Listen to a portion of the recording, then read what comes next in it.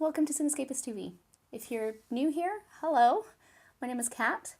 If you're not new here, hey friends, how's it going? It's been a hot minute, but I'm back and I'm here to talk about Marvel movies because if you haven't heard, Avengers Endgame is coming out like super soon. At the time of filming, I think we're exactly 2 months away, so oh my god.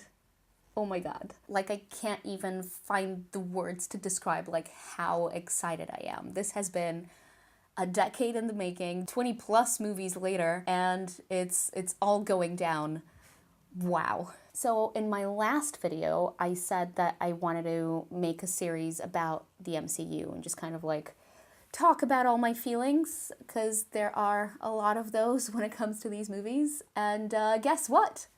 That time has come. We have arrived. Strap in, boys and girls, and cyborg raccoons and their pet tree friends, because we're about to embark on a journey called The Road to Endgame. And what better place to start this journey than my favorite Marvel movie? Yes, my favorite Marvel movie. Better than Infinity War, better than Spider-Man Homecoming, which I quite enjoyed, better than Guardians of the Galaxy.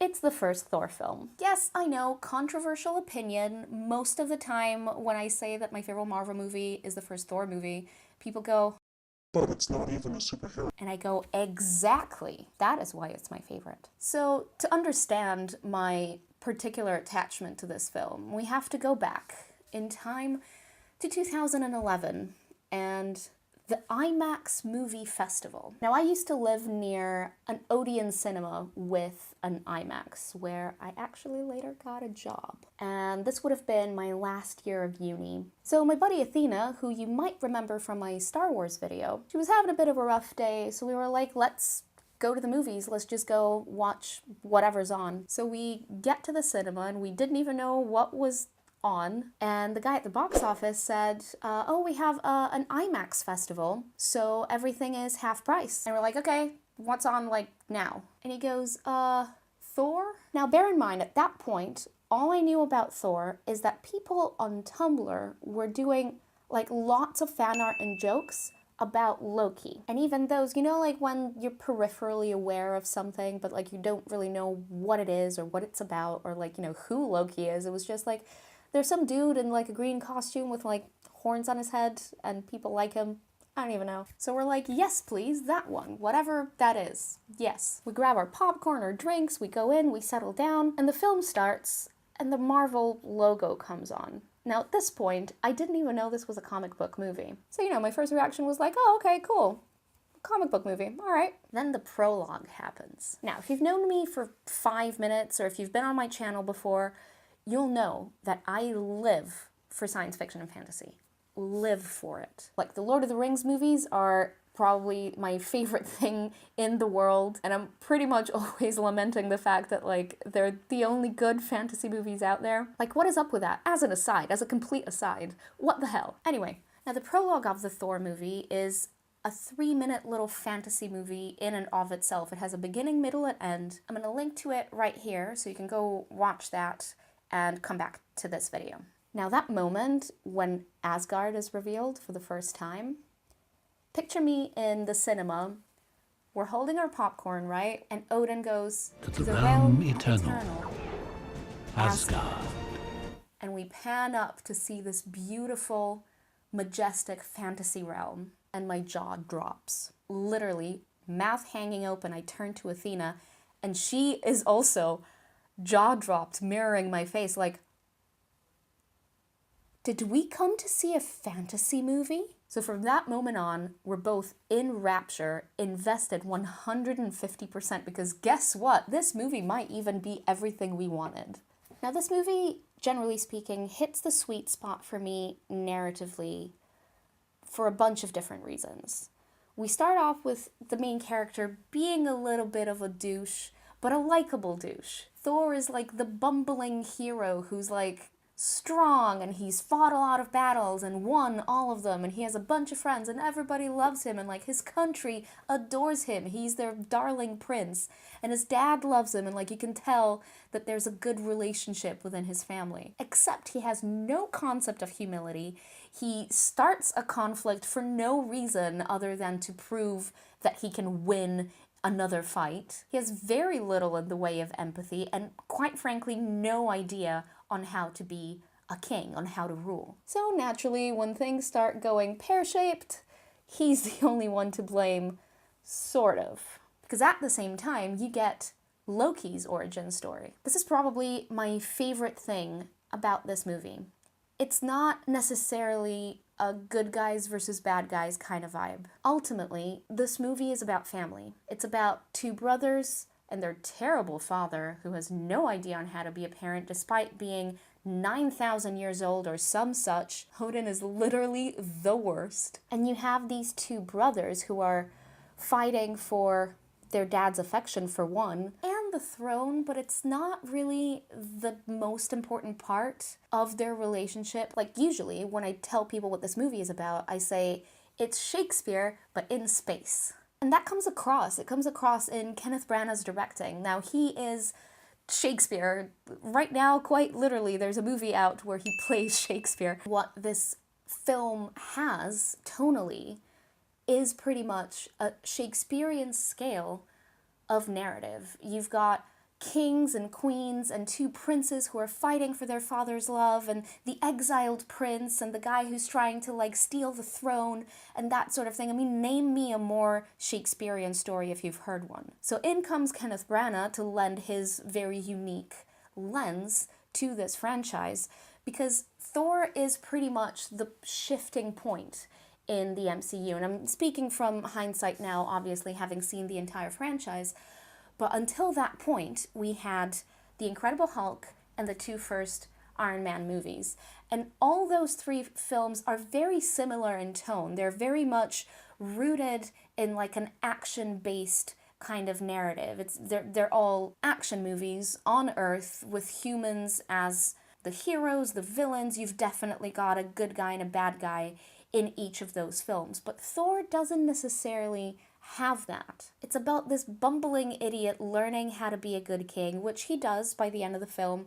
It's about the precise level of disappointment and anger that might turn someone against their own family. And it's because of Kenneth Branagh's direction that the actors have been able to delve into that sort of depth in their performance. I mean, at this point, Tom Hiddleston was not a household name, but this movie propelled him forward because he got to show us his acting chops. Like his performance as Loki, it's all in the eyes. The moments where you see Loki feel betrayed or sad or angry, and this is a key moment in the film for me, when he's trying to tell Odin that, no, Dad, it was my fault, actually. This whole frost giant thing, I'm really sorry. Like, I did it. I screwed up. Sorry. But Odin never lets him speak. And instead, he banishes Thor from Asgard. And that's where everything starts. And then you've got other brilliant actors in there, like Natalie Portman and Stellan Skarsgård. Like, a lot of people are very dismissive of the Earth plotline, as it's not very action-based. Granted, there's only like a couple of like big action sequences, but that's not what this film is about. And I get it. I get that that's why a lot of people find Thor boring, because it's not a spectacle. It's very much a massive family conflict set in space mostly. And then Earth is also just kind of there and like kind of gets caught in the crossfire. It's pretty much misunderstanding after misunderstanding. And of course also it gives us the main villain for most of the MCU actually, which is Loki. But I like that he's not a clear-cut bad guy. And I like that in this film we get to see why he is the little shit that he is, you know what I mean? You know, Loki is a well-rounded character whose motivations and relationships are explored just as much as Thor's are, and Thor is the hero here. And this, of course, becomes key much later on in the franchise, but just within this film, I love this movie. I love everything about it. I love the soundtrack. I love the little bits of humor that we get. It's actually really funny. And I want to talk a little bit about my favorite scene in this movie. My favorite scene in this film, I think, captures exactly the point of it. And it's a very quiet moment, and it happens very quickly, and it's over as quickly as it starts. It's a scene where Thor serves the humans eggs on toast. It takes place right after the big betrayal, the big climax, where he isn't worthy yet to pick up the hammer, and he sees his brother, and his brother says, "Dad has died, and it's because of you. And so Mother doesn't want to see you again. You're banished forever. I'm gonna be king. Tough life, I know. And you have to stay here." And Thor accepts this. This is the moment where he really changes. And we see that humility come in. That moment of like, oh, I can't go back. Father is dead. I'm exiled. And so the next morning, he has resigned himself to human life. He serves the humans toast. He has decided that, okay, this is my life now. At least I have friends. And this is what I find the most interesting about his character. The fact that this pompous prince, this guy who's fought 100 battles and won them with his bare hands and his big hammer, he's okay with staying there. He's okay with having a completely different life, figuring it out as he goes along, figuring out this new planet and their culture and how he can fit in it. And then, of course, his friends show up and ruin the moment. But it's for that moment that everything becomes worth it for me. Kenneth Branagh, you've done it again. As an aside, I really like Kenneth Branagh as a director. I think he has a really good eye. And a lot of people find him a little bit conventional in terms of like sort of the shots that he chooses, etc. But I think he taps into characters and draws out the very essence of what makes them. Which is why this film is a bit of an understated gem. But of course it also has like sweeping vistas of space and the Rainbow Bridge and the Frost Giant realm and that whole history, which we only really see for a hot minute, but it's the first time in the Marvel Cinematic Universe where we've seen something outside of Earth, something huge, something monumental, something so far removed from our human understanding of the universe. This is where the Marvel Cinematic Universe is born. This is the moment. Because until then, you've got your Dr. Jekyll, Mr. Hyde kind of like Hulk situation where it's like, you know, one poor guy who turns green, I guess, and is really sad about it. And then you've got Tony Stark with his father issues and his brilliant mind and a suit of armor.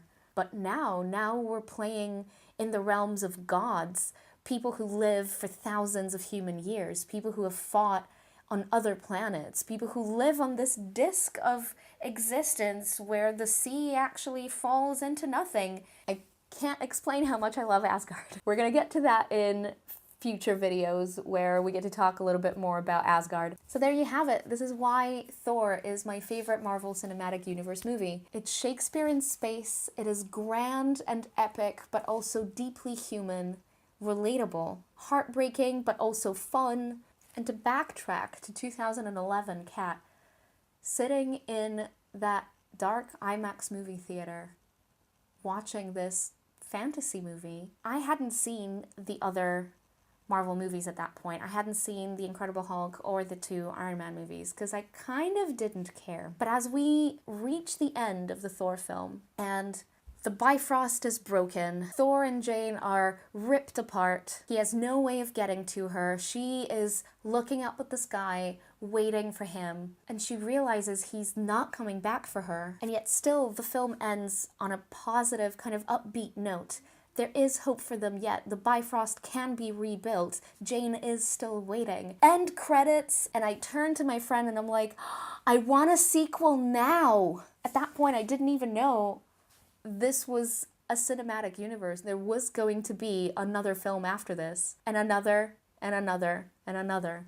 So my question to you really at this point is, has there been a film or a moment within the MCU that made you go, this is amazing, oh my god, because that's what this movie was to me. And those are the moments that I live for in cinema. I live for that spark that happens when you're watching a film and you are conscious of the fact that right now I'm in this other world and I'm enjoying this so much.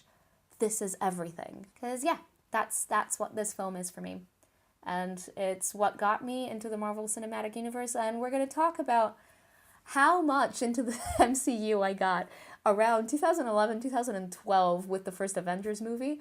Oh my god, that's going to be a video and a half. So if you want to hear more about my feelings about the MCU, and if you want to chat more about that, do subscribe to the channel and turn on post notifications. Right now, I'm going to work on a 2-video-a-week schedule for March and April, leading to Avengers Endgame. Leave your thoughts in the comments down below. You can also follow me on Instagram. And yeah, I'll see you guys at the next one. Bye!